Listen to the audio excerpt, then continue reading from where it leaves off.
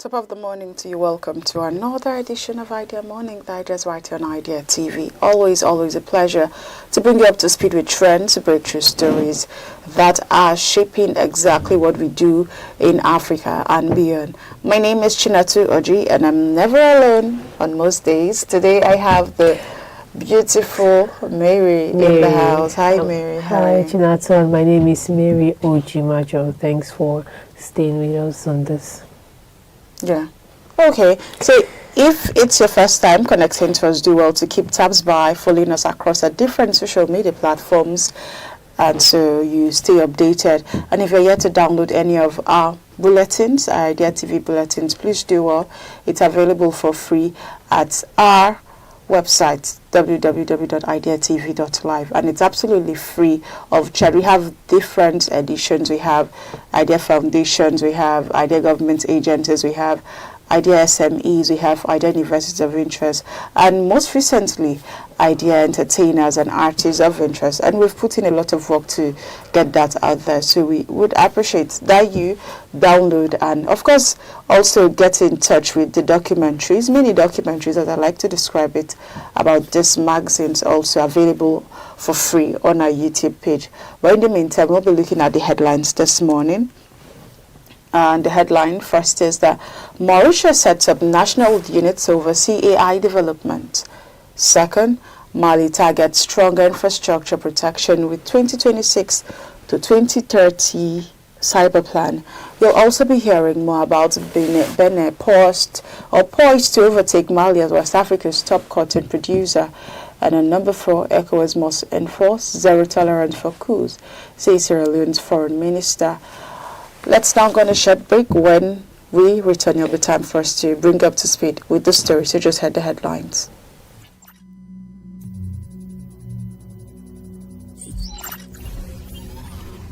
(5G) technology. 5G technology promises to be a game changer by delivering ultra-fast internet speeds, low latency, and the ability to connect millions of devices seamlessly.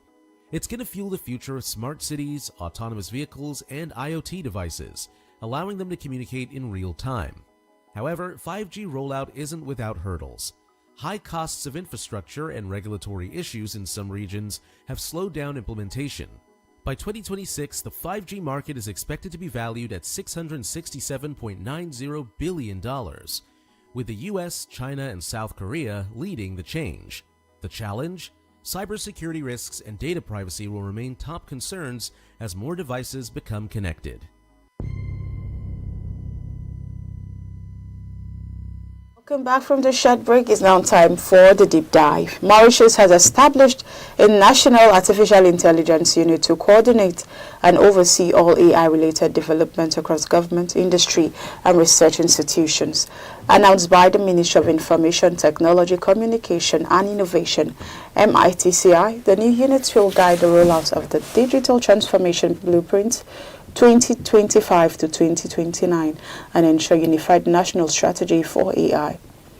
The AI unit's mandate includes developing an ethical and regulatory framework for AI training in public sector managers and explaining automation in government services, strengthening data protection system, reliability and responsible AI use, building research, partnerships with universities and the tech ecosystem. Mauritius, which has over 80% internet penetration and ranks 69 globally on the 2024 AI Readiness Index, has seen rapid digital adoption. The government says centralizing AI governance will improve efficiency, reduce duplication, and accelerate digital public services. Officials expect the units to enhance citizen experience, cut administrative delays, and promote safe, inclusive, and well-regulated AI development. This is a good one coming from Mauritius, but I'm not surprised. Mauritius is one country that takes it's one of the most developed African countries. Okay.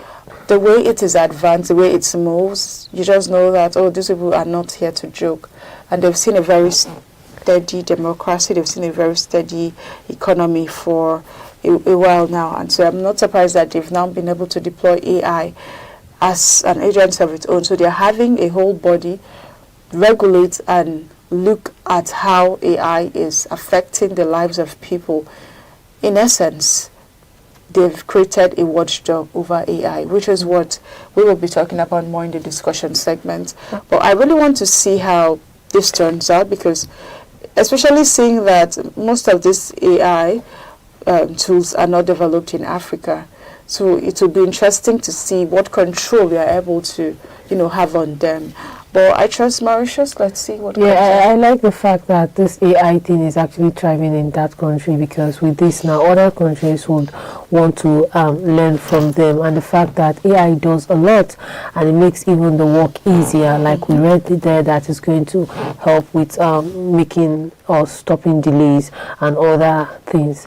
I believe that, aside the fact that people would always want to complain that, are you sure AI is not going to take away our jobs? Let's see how this goes and know how we can actually learn, because we learn every day and it's good to learn good things. So I believe with this in place now, it will help facilitate the work and put everything in place very well. So it's a good one on that. Okay. It's a good one. I think that's our cue to get on to the next story. And the next story is about Mali.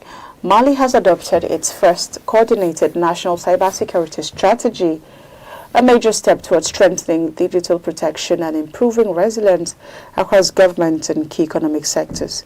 Approved during the Council of Ministers meeting on December 5, the National Cybersecurity Strategy 2026 to 2030 provides a unified framework to address rising cyber threats, modernize governance, and safeguard critical infrastructure. The government noted that cyber attacks have grown more sophisticated in recent times, causing financial losses and exposing serious vulnerabilities in public and private systems. Despite previous regulatory efforts, Mali had no coordinated strategy, leaving agencies to respond in isolation. The new plan aligned to national development priorities, including Mali, Kura, Netasira, Benin, SAN 2023 and the 2024 to 2023 strategy for emergence and sustainable development, both of which identify digital transformation as essential to stronger public services and economic growth. Mali currently ranks tier 4 out of 5 on the ITU Global Cybersecurity Index, a rating that reflects only basic levels of readiness in areas such as technical defenses, institutional capacity, and cybersecurity skills. Recent attacks have exposed these weaknesses, with the new cybersecurity strategy seeking to close these gaps by reinforcing infrastructure protection, improving incident response, standardizing security protocols, and strengthening partnerships with international organizations. That's another whole level. It's another big story on that. Yeah. We're still talking AI, and we can already see how much artificial intelligence is penetrating the shores of Africa. And it's good that we are not just hearing about it and sitting on the bench, but we are moving.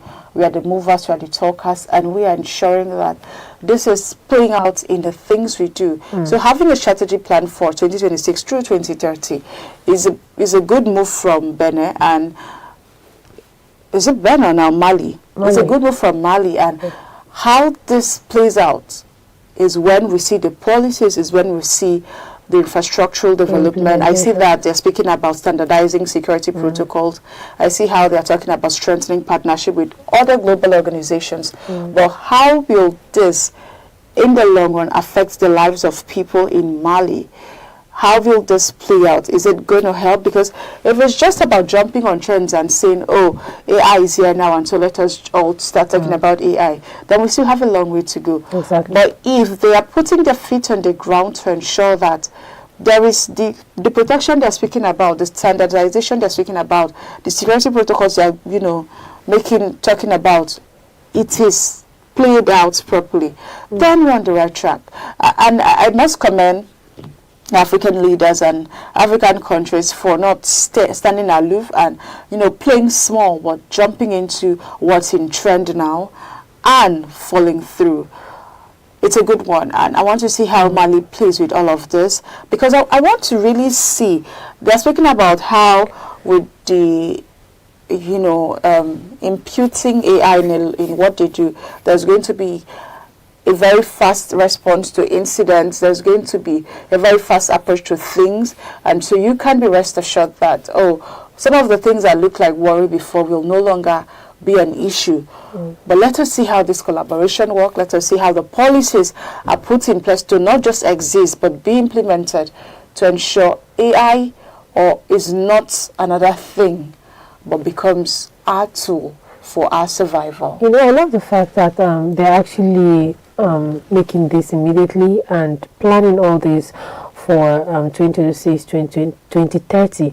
They are not actually waiting to get there, but they are planning ahead of time, which actually shows every seriousness that they are moving to the next level and to the next pitch. Considering everything that has been happening, they're trying to make sure their security system is tightened and people get quick response when they actually report cases of incidents and all. So with this in place, I believe that everything is going to be well organized and well structured. I like the fact that they are taking this very seriously. And like you said, we're not just looking at this news right now. We are looking forward to the implementation of this said goals that they've set out that they want to do. We're looking forward to the implementation because, of course, if citizens are comfortable and, you know, they are very comfortable in their country, there won't be need for the running ups and down and all that. So, yeah, with this put in place, and I believe that everything is going to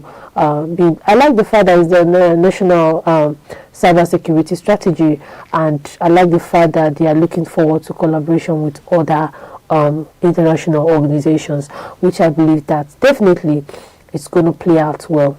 I think it's going to play out well. I have this feeling that it's going to play out well at the end of the day, Chinatu.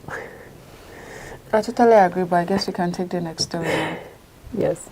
Benin is set to surpass Mali as West Africa's leading cotton producer in 2025 and 2026.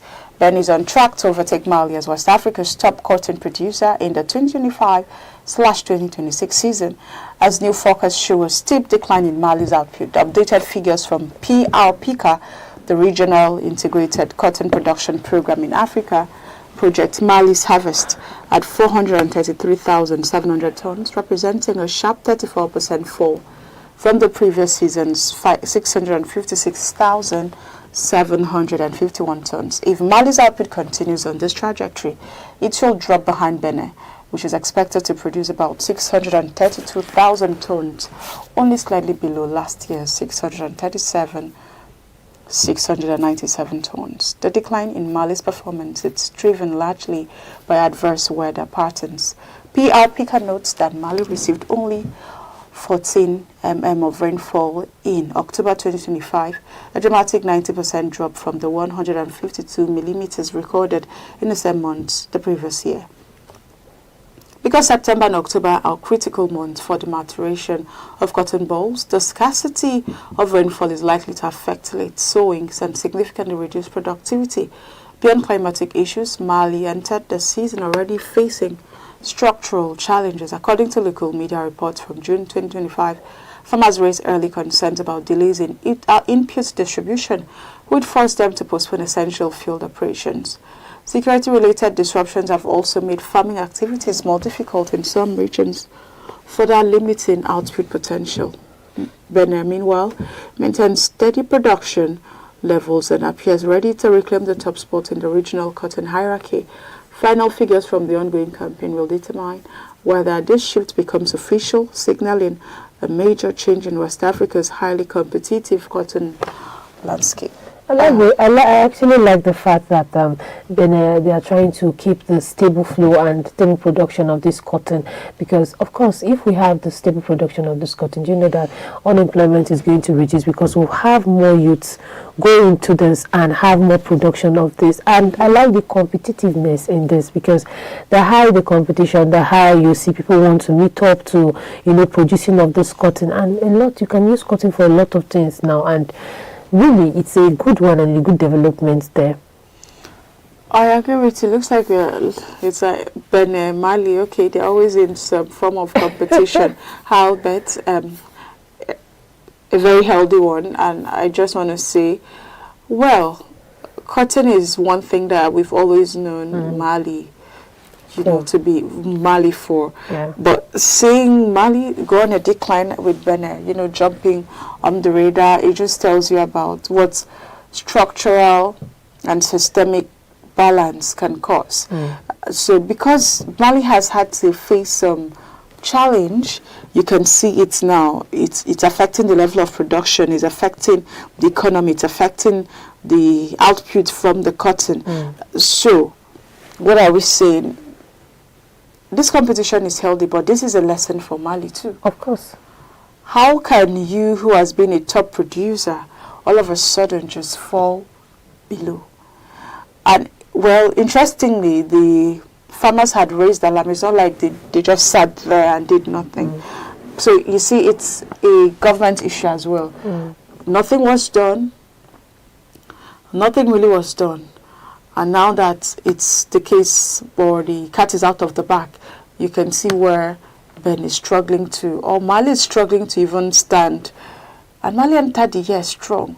When the report came out in June 2025 about Mali's decline, it didn't seem like a big news, but we're into December now. So you can already tell that decline, it was a long time coming. And when the forecast was made, the people who are supposed to get things done should have, but they allow things to go out of hand, and now look where we are. That's why it's not good to allow things go out of hand before you start looking for solutions. Immediately it's reported, it's nice that you start looking for possible solutions in order for that particular production not to just die off completely, because now that it's on the grass level, to bring it up now is going to take a while. You understand? So I believe that when cases like this are reported, I believe we should respond swiftly to it in order to maintain that standard, in order to maintain that production level. But I believe with all this in place, they'll still come back to being the #1 in cotton production so far.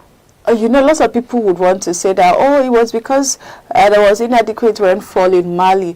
Well, it wasn't just about rainfall. There was a structural problem.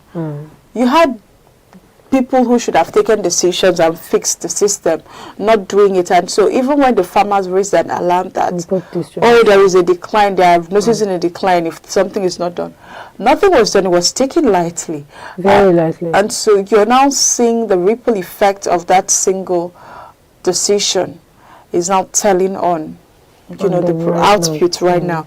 Well, I'm just sitting and hoping that Mali takes back its place. However, the competition is healthy. Like Mary said, when there is no competition like this, it is very difficult to, go on for something, to keep your head high for something, or to be driven by motivation. So I guess Ben is going to be the next motivation for Mali and, of course, other African countries. And let us see how, all of this plays out. Okay.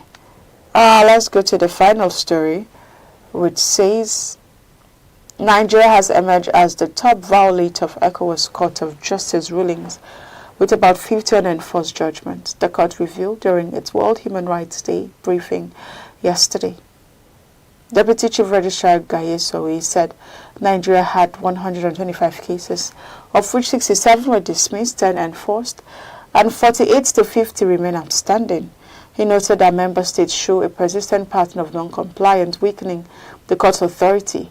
Since its establishment, the court has delivered 492 judgments, 419 excluding AES countries, with 192 classified as enforceable, meaning states must take specific actions to comply. Yet, most rulings remain ignored.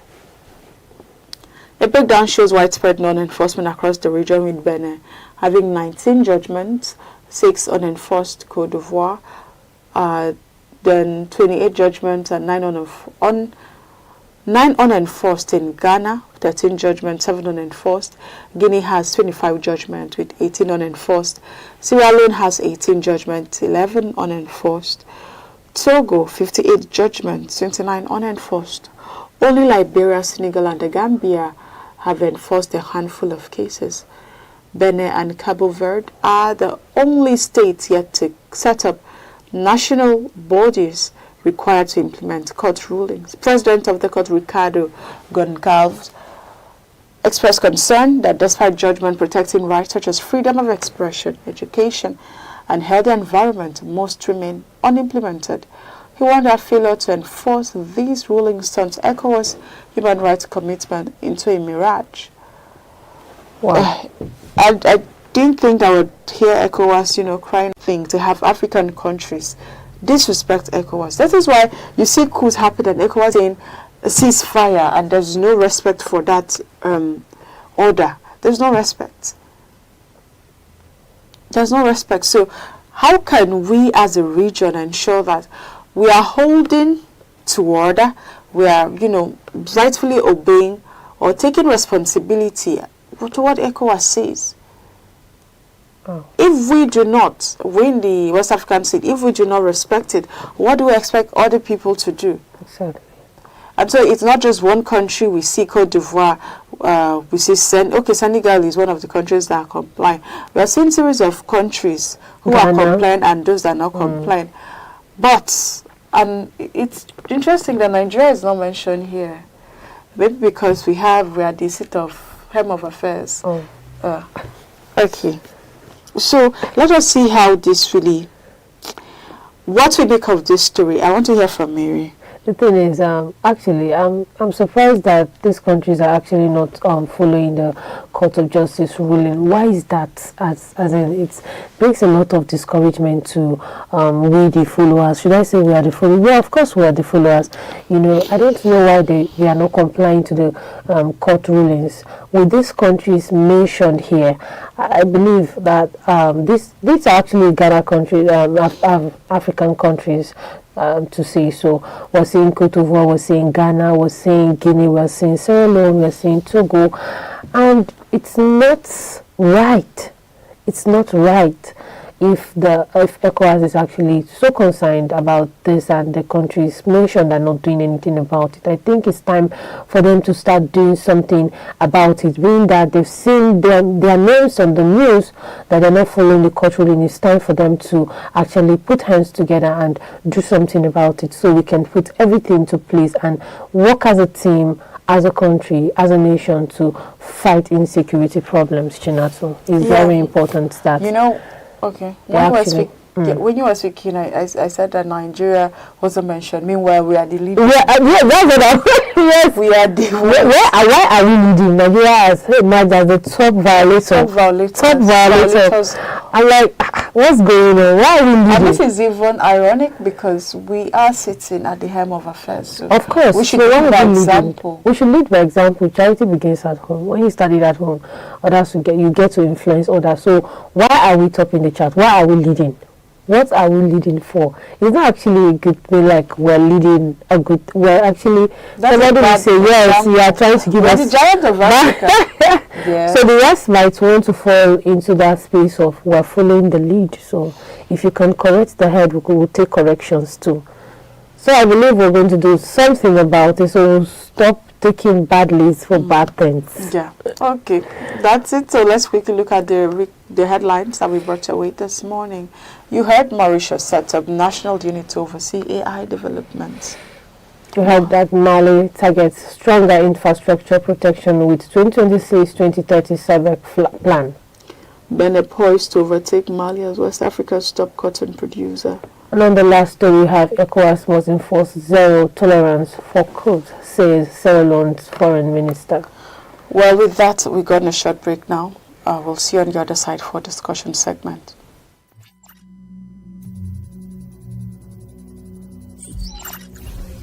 Enhancing cybersecurity. As cyber attacks grow more sophisticated, cybersecurity technologies are evolving to defend against them. AI-driven threat detection systems, zero-trust architectures, and advanced encryption methods are becoming the new norm.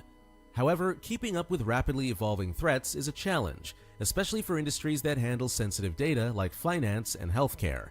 The cybersecurity market is expected to reach $248.26 billion by 2024. But the constant need for innovation and adaptation means businesses need to stay vigilant.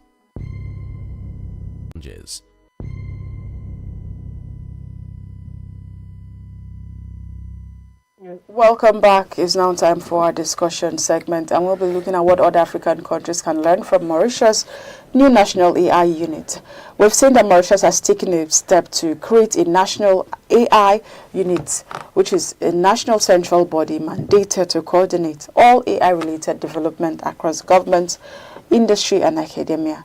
It was announced by the Ministry of Information Technology, Communication, and Innovation, and it is the transformation blueprint for 2025 and to 2029.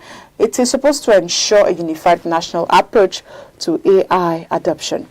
Units will set ethical and regulatory standards, train public sector's leaders, and expand automation in government services, strengthen data, and build collaboration with local tech ecosystem.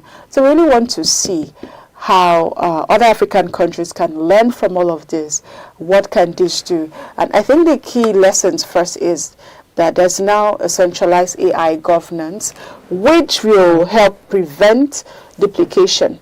So what we are going to learn from what Mauritius has done is that creating one coordinating body is going to reduce conflicting policies, overlapping projects, and wasted resources problems, which is common in many African governments. So this government comes and you're making a policy, the new one comes and you're making a policy, and then you realize that these policies are just duplicated. Maybe just English is changed here and there, but the policies are the same. Yeah. And so with this new regulation from the AI developed in Mauritius, we're going to see how these things are not just existing in silos, but they can bounce off each other. So you really know, is this a duplicate or not? And if it's a duplicate, then you know that those are resources going to vain. That's time being wasted. So what do? You're heading on to the next thing. And we'll also, I don't know if you want to add something to that, or this will actually help you trust. That's just a thing. Something many African countries lack in digital governance. So the trust aspect of it is very, very important. And like I said, AI, it's not here to take our jobs away from us, but it's here to help us. It's here to help us, help facilitate the work, help make the work easy for us. And with this put in place, yes, it's actually going to build the trust. And I believe it's going to build the trust like we mentioned here, Chinato. Yeah, so we're not just building trust. There's also going to be ethical and regulatory frameworks, which will now come first instead of allowing uncontrolled experimentation.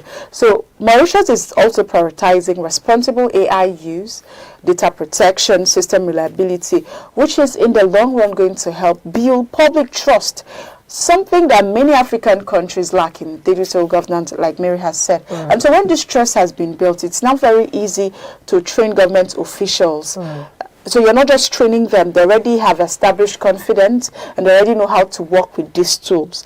So we're not just going to buy technologies, we're ensuring that there is a clear digital transformation. And we know how they say, oh, we have too many civil servants who lack skills to learn new tools. I remember one time, Mary, how a certain government came in and they had bought laptops for all the teachers. Well, the teachers used the laptop. Some of them just use it to watch movies. Some gave it to their children. And it wasn't anything serious for them because they were not introduced to these tools. They needed some knowledge buy-in. They needed to be exposed to it. But they didn't have that. So what Mauritius is going to do differently is that they're going to train their civil servants. So you're not just telling them about AI, you're teaching them in practice how they can make use of these artificial intelligence tools. And so they can work and tackle whatever the challenge is in the country. And they're tackling it head on. It's not like, they're delegating. No. If you're a civil servant in Mauritius now, you can learn. And that's a lesson for other African countries. Of course. Because we are bringing this topic to bear because we want you to really see how you can catalyze the lessons into your own country. What can you do differently? How can you ensure that your country is facing things head on and civil servants who lack the skills to use the new tools are properly guided and, taught what to do, when to do what, how to do what, how to follow through, because you cannot run away from AI. Of course, it's here to stay. So I like countries that are moving ahead of the time, are moving ahead of the curve to ensure that they're training their public service managers or public sector managers how to use AI, how to get acquainted with the tools, and how to even transfer the knowledge. Because imagine that people who are 65, 80, whatever the age is, and they're still working, or they know how to learn or use these things. It makes the whole system easier. It makes things very better. So the young people who are coming up are learning. Pupils, the young ones. It's easy for them to learn. But then we cannot also take away the place of research and partnership. It's going to strengthen a lot around research. Young people are going to see how research can be heightened. They're going to learn how much they can invest their time, how they can, build capacity, whether it's local, whether it's global, by connecting universities, by connecting startups, and even government agencies. So Mauritius is bringing everybody together as a pipeline for local expertise to thrive instead of relying solely on foreign solutions. Because for a very long time, Africa has always relied on foreign solutions. So we are now building our own story. We are changing the narrative by saying we can decide what comes in here. We can decide what narratives are out there. And how can you decide the narrative that put out there if you do not create the model, if you do not frame the story that suits you? You have to build a story that speaks of you. Otherwise, if you allow other people to tell your story, it's going to be their framing. They won't even tell it well, and it's going to be their framing. And you cannot debunk it. Of course, you gave the room for it. And so, even if you want to debunk it, it will take a while. You understand? Because once the story is put out there, people are meant to believe the first thing they see. So if you're coming to debunk, it's going to take a while for people to start believing. So it's good that you put it out there yourself. And like you said, it's actually quite important that this AI we're talking about, we should create a room where we actually start lecturing people about this AI, because it's not all about hearing about the AI and reading about the AI. Is about the practicality of it. So I believe we are going to learn quickly because we are good learners, and when we learn this, we'll put things in place where the young people will come together to be taught how to use this AI, how to exploit this AI, which is very, very important, which will make work very easy. And then for the young ones, of course, they are going to be taught how to use AI. And believe you me, AI is not actually going to take work away from us, but it's going to help build around, and it's going to help facilitate things, and it's going to help grow things. It's going to help fast development. I'm telling you, fast development. I like the way you said fast development, which is where Mauritius is coming from. You can already see how a small country, but doing excellently well for itself. And you can see from the move, people who are thinking ahead of the curve, establishing an AI, development body to not just regulate but oversee what happens in that country when we talk AI. That is how to move, and I hope that other African countries are taking the lessons, adjusting things down from Mauritius, because there's a whole momentum that's now been created. And Mauritius is standing at that point where it's the pipeline connecting young people, connecting institutions, connecting even religious bodies, connecting everybody together to ensure that this AI that we speak of, we are telling it through our own narratives. We are, using it for our own good.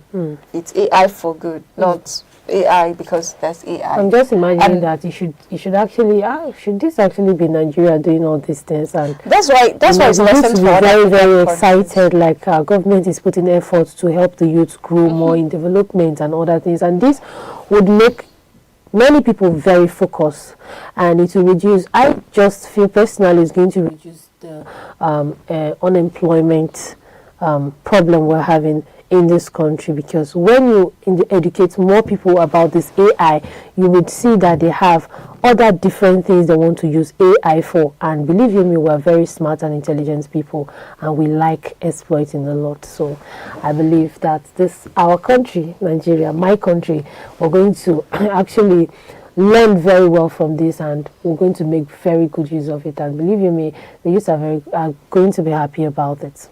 So I do not think that Nigeria is far from here. By the way, Bosun Tijani has been doing a lot in the technology sector, putting Nigeria on that map. But of course, there's more to be done, which is why we're celebrating this. And of course, this should be a landmark development for other countries, other African countries especially, to look towards and say, what can we do? How can we adopt what Mauritius is doing. How can we even do better? Healthy competition. You learn from their mistakes and, fill the gaps where there needs to be. But then let us look at digital adoption, because there is this momentum, like I mentioned earlier, that with high internet penetration and earlier digital platform, Mauritius already has been able to lay that groundwork for AI success. So it's telling other African countries now that with their strong digital infrastructure, Mauritius already has that strong infrastructure, but it's telling other countries that that is what must come first. That is the first thing.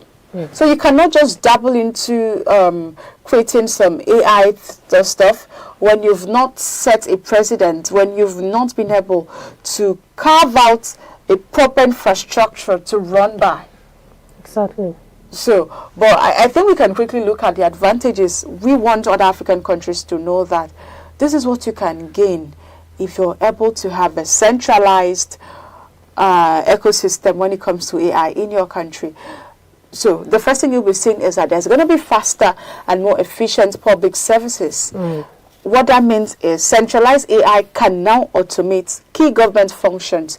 It can cut delays. It can improve citizen experience. So citizens, like, I think it's in UK or US now, but I can't remember, but there's one foreign public official who allows citizens to talk to him. Oh, okay. So you can directly ask, for instance, you can ask your governor a question via AI. Okay. Oh, why is my road bad, governor?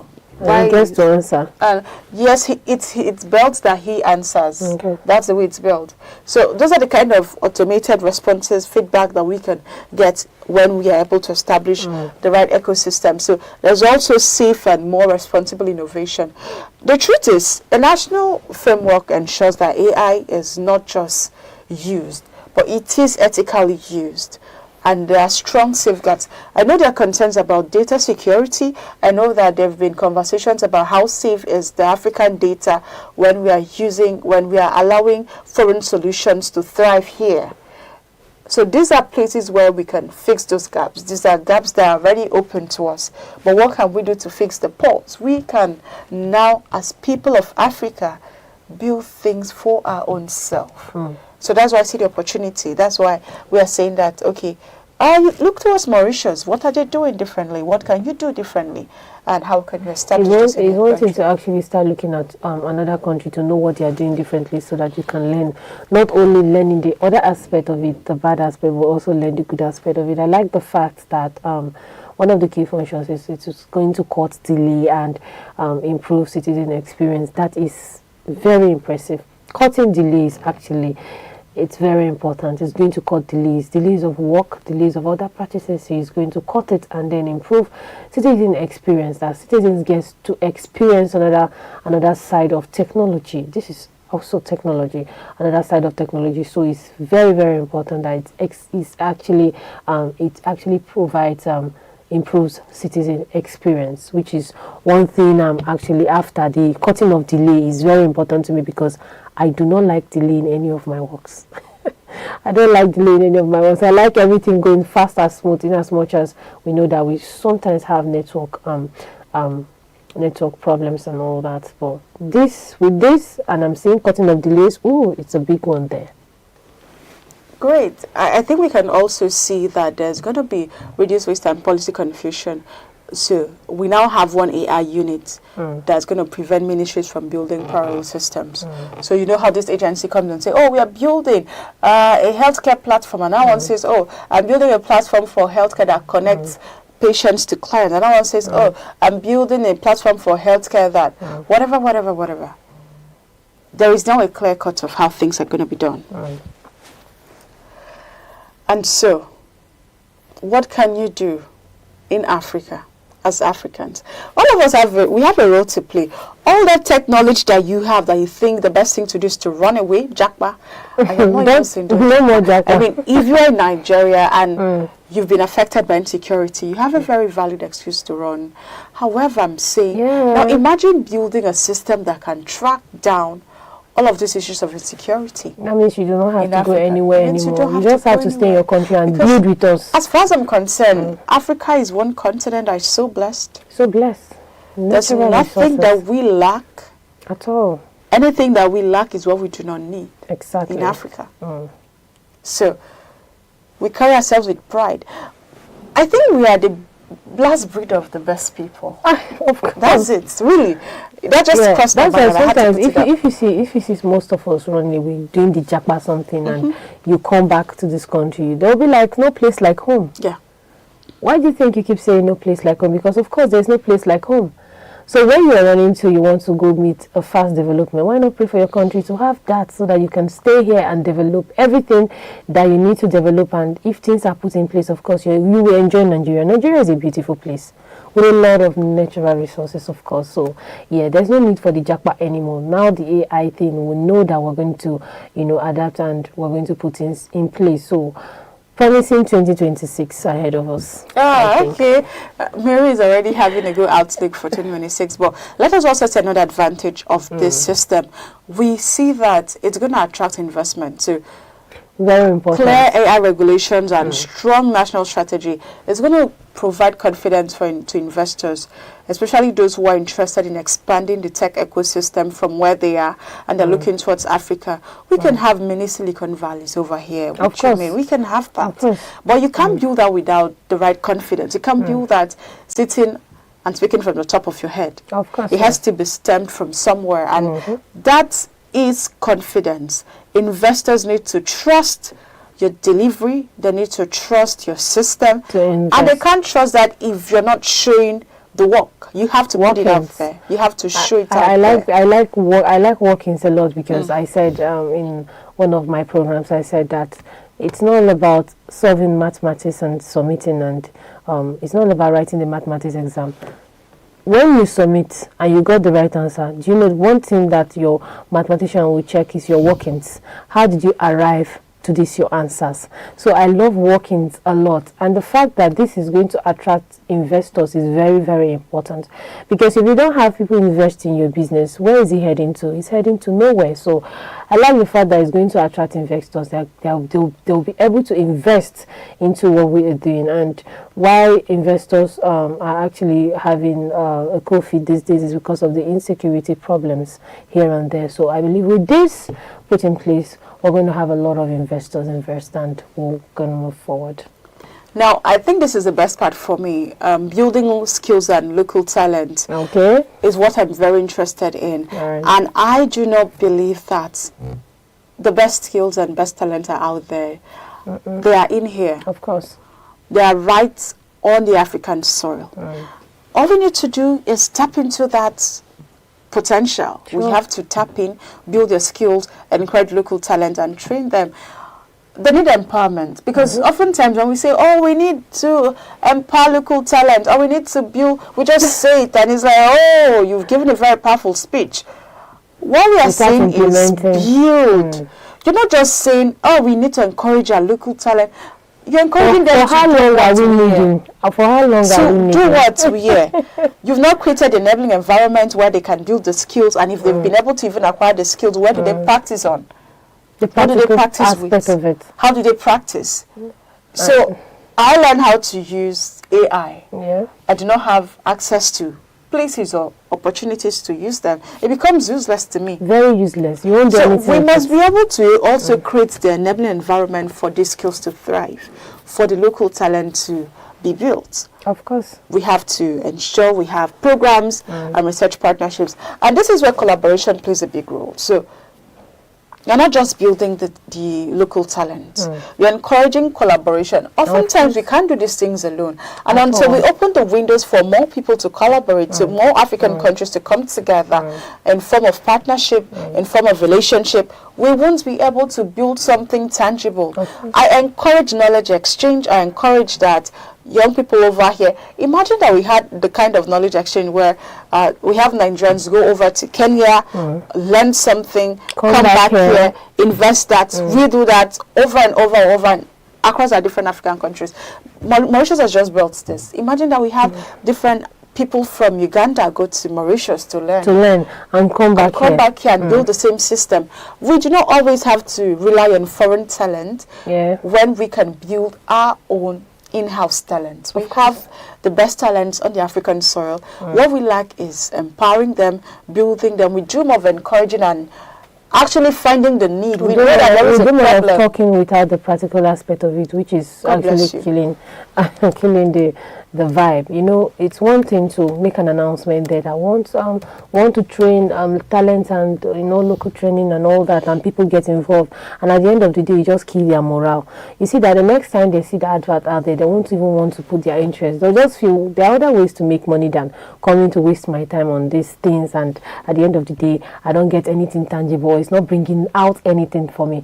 So like Chinatu said, it's good that we send more of our people there, or some of our people there, to learn these things, come back here and impact it to the ready ones here. Why I say the ready ones? Because it's not everybody that's actually going to be ready for this. So the ready ones here, and then we get to use that to build ourselves with partnership. Of course, when we have strong partnership, we're going to thrive. When we have strong partnership, we are going to thrive. I think that's my take home. But let's quickly look at the potential disadvantage or risk that is associated with this. We've been talking a lot about how it's good, But however, we might be experiencing over-centralization, which may slow down innovation. Because if it becomes too bureaucratic, there's going to be a national unit, AI units that could delay private sector innovation. So everything is down one place, and other people cannot really have a role to play. And that's a problem. That's true. What they say, for every advantage, there's a disadvantage. And that's when, Mary, you want to take the next one? One of it is the risks of political influence. The risk of political influence is one of another disadvantage of this. We're saying central AI governance could be misused for surveillance or political control if not properly regulated. So in all, we need proper regulation to these things, because aside the proper regulation, we're not going to get it right. So I believe that, we need proper regulation. That's a risk of political influence. We'll also be looking at the fact that with this development, there'll be high financial and technical cost. We cannot even lie. At all. The truth is, building a national AI infrastructure is expensive.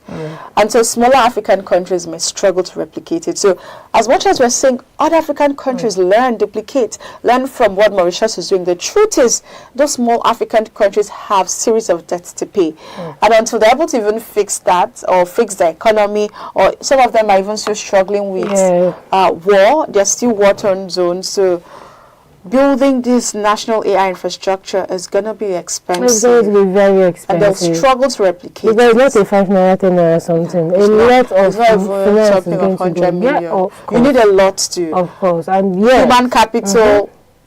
You need a lot to just you need a lot to put this together, because it's not something that you just sit in the comfort of your home and feel, I want to make a map. Even after making a map or structure for it, you need finance to finance it too. So I feel that smaller African countries are going to struggle. But if this is gotten, actually, it's going to be a big one. And believe you me, development is going to be very quick and very fast in that country. Well, there's another one. You know how we talk about build talent? There's also going to be talent drain, because skills are going to increase, but experts may migrate to bigger markets, leaving capability gaps. So people are going to learn, they're going to learn. Then, what happens to people who are just talented? They'll leave them. Because you cannot also build all the spaces for everybody to work. That's the truth. You can't always have that. There's also dependence on foreign technology without strong local industry. So we can't deny that AI development is still risking heavy reliance on foreign companies. So we've not gotten to that point in Africa where we can build our own AI companies. So we're still relying on those companies to. I remember when one of those times, I think just recently, when the internet was down, we were affected. A lot of us couldn't do anything, even in the office here. So imagine that we're able to create our own internet in Nigeria. We'll just solve it first and very fast. So we're looking at, you're not just building these things on other people's systems, on other people's platform, but we are the base points. We are the midpoints. We are the top. That's the point. Because say a Nigerian builds a laptop, right? the tools that are running here, the softwares that are running here, are they still Nigerian? Are they still African? So we have to think of that point where we are not just building systems, but building the basis for the system. Of course. And that we will stop relying on foreign companies to get things going. I guess you're wrapping things up now, and as we wrap up, I just want to say that this is not a regular national reform. It's now a model that shows how African countries can now approach digital transformation strategically, ethically, and sustainably. So for countries like Nigeria, like Kenya, Rwanda, Ghana, and South Africa, establishing a coordinated, accountable AI governance structure could be a turning point in unlocking the public services digital space. So we can improve government efficiency, we can now build competitive knowledge economies when we get things right. And it starts today, it starts with collaboration, it starts with tapping into the local potentials that we have. And that's the much I can, speak about this morning. Of course, you said it all. Very important that establishing a coordinated, accountable AI governance structure could be a turning point in unlocking digital public service. That is very, very important. And we should not forget about the partnership aspect of it too, because with partnership, of course, we're going to go far and we're going to thrive. And I believe with all this put in place, and with the fact that we're going to learn from this, we are going to make headways for ourselves, Jonathan. Well, you heard Mary, we're going to make headway for ourselves, but we can start by loving Africa, trusting in Africa, and believing in Africa. Until I come your way next time, my name is Chinatu Oji, and I've been with Mary Ojumajo. I'm saying bye for now. Bye for